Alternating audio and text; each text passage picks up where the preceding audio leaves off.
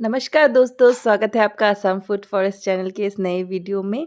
तो जैसा कि आप लोग ड्रैगन फ्रूट लगाने के फ़ायदे जान ही चुके हैं और काफ़ी वीडियोस देख कर शायद आप भी इच्छुक हो गए हों ड्रैगन फ्रूट को लगाने के लिए, क्योंकि मौसम आ रहा है दोस्तों। अप्रैल से इसकी फ्लावरिंग शुरू हो जाएगी और मई से इनमें फ्रूट सेट होने शुरू हो रहे हैं। तो मैं आज आपको बताना चाहती हूँ कि पौधे किस तरह से लगाए जाते हैं, इनकी कटिंग से जो तैयार किए हुए हैं। तो हम लोगों ने पहले से सॉइल को रेडी कर लिया था, पर जहाँ-जहाँ हम अभी पौधे को लगाएंगे वहाँ पे हम वर्मी कंपोस्ट डालेंगे।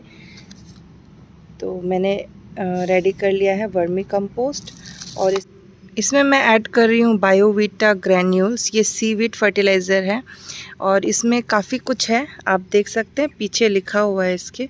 इसमें सल्फ़र है, कॉपर है, iron, magnesium, manganese, calcium, boron, zinc, sodium, तो ये सब इनमें मौजूद है। तो मैं ये जो ग्रैन्यूल्स है पर प्लांट 1 टीस्पून करके गिरे इस तरीके से मैं इसमें मिक्स करना चाहती हूँ। तो इस वर्मी कंपोस्ट में इसको मैं कम से कम 100 ग्राम, सिर्फ 100 ग्राम इसको मिलाऊंगी और ये हमारे टोटल 16 प्लांट्स के लिए है। ये कुछ नए वैरायटी के ड्रैगन फ्रूट प्लांट्स है, श्रीलंकन रेड और ये है वंडर बॉय। तो ये सब क्रॉस पॉलिनेशन से तैयार की हुई हाइब्रिड है, तो इन्हें हम लगा रहे हैं अभी।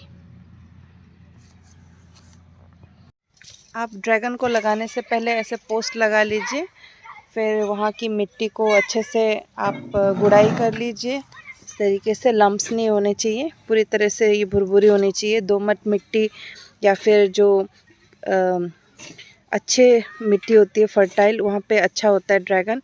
और थोड़ी बलुआ मिट्टी में भी हो जाता है, लेकिन मिट्टी को उपजाऊ बनाना पड़ता है।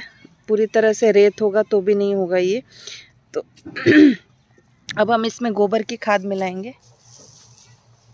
गोबर की कम से कम 2 साल पुरानी सड़ी हुई खाद आपको मिलानी है।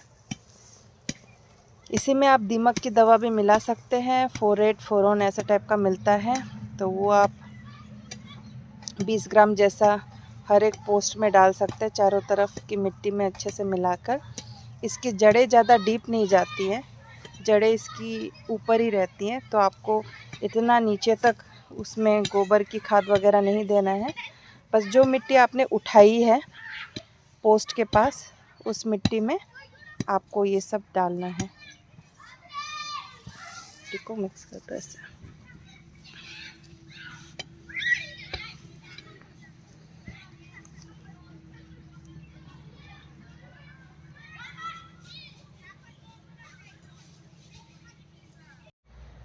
पिलर को बनाने के बाद आप जब इस तरीके से इसको लगा देते हैं ज़मीन के अंदर खोदकर, फिर आपको इस तरीके से मिट्टी रेडी करनी है। इसमें हमने ऑलरेडी सड़ी हुई गोबर की खाद, थोड़ी रेत और थोड़ी मिट्टी मिलाकर इसे ऊंचा कर लिया इस तरीके से, क्योंकि यहाँ बारिश बहुत होती है और बारिश के दौरान वैसे भी अगर 3-4 दिन भी पानी ठहर जाए तो फंगस की समस्या आती है, तो इस वजह से हमने इसको ऊंचा कर लिया है। अब इनमें हम जो गड्ढे कर रहे हैं, इनमें हम थोड़ी थोड़ी खाद मिला रहे हैं, वर्मी कंपोस्ट और सीवीड फर्टिलाइज़र। आप चाहे तो पोल्ट्री की सड़ी हुई खाद या फिर जो मूंगफली की खली है वो भी मिला सकते हैं।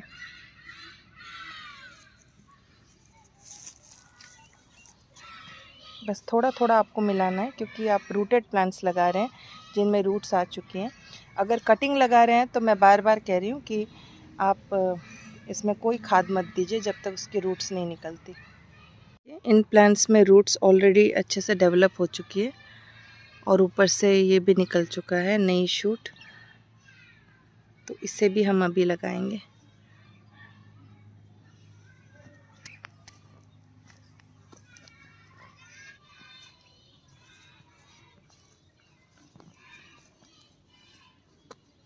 कुछ लोग इसे यहाँ तक मिट्टी में दबा देते हैं, ऐसा नहीं कीजिएगा।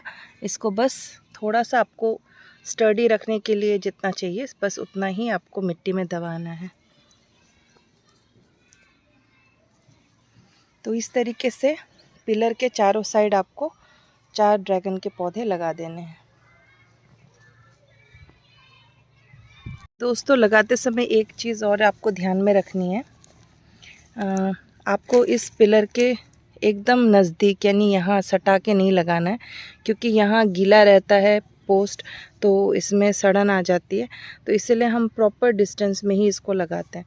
कम से कम आप 4 उंगली का गैप रखकर ही इसको लगाइएगा।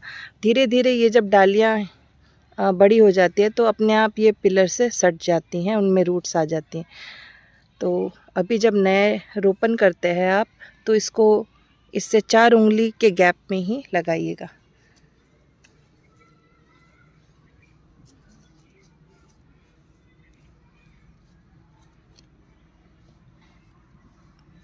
तो हमने कुछ नई वैरायटीज़ जैसे chameleon, wonder boy, lemon orange और श्रीलंकन रेड ये लगाया है यहाँ पे।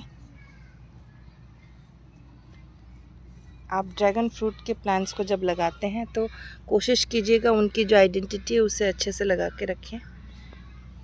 दोस्तों यहाँ पे हमने सब पलोरा लगाए थे, और न्यू जो हमारी जो न्यू ड्रैगन की जो पौधे लगाए हैं हम, उनमें ये भी एक कटिंग थी।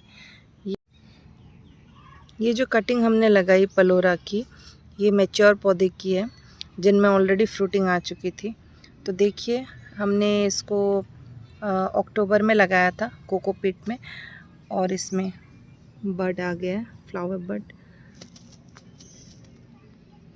ये फ्लावर बड अभी फ्रूट बनने लायक हो जाएगा।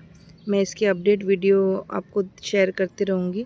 लगाने के बाद आपको अगर शूट्स आपकी निकली हुई हैं तो उनको बांधना भी ज़रूरी है, ताकि हवा से इधर उधर वो गिरे ना। और इसको आपको ज़्यादा सटा के भी नहीं लगाना है, इससे नहीं तो इसमें नमी जो रहती है उसके वजह से फंगस आ जाता है। देखिए ऐसे स्पॉट्स बन जाते हैं, फिर यही बढ़ता जाता है। तो आपको समय समय पर कॉपर ऑक्सीक्लोराइड का इसमें छिड़काव करते रहना पड़ेगा, या साफ फंगिसाइड का।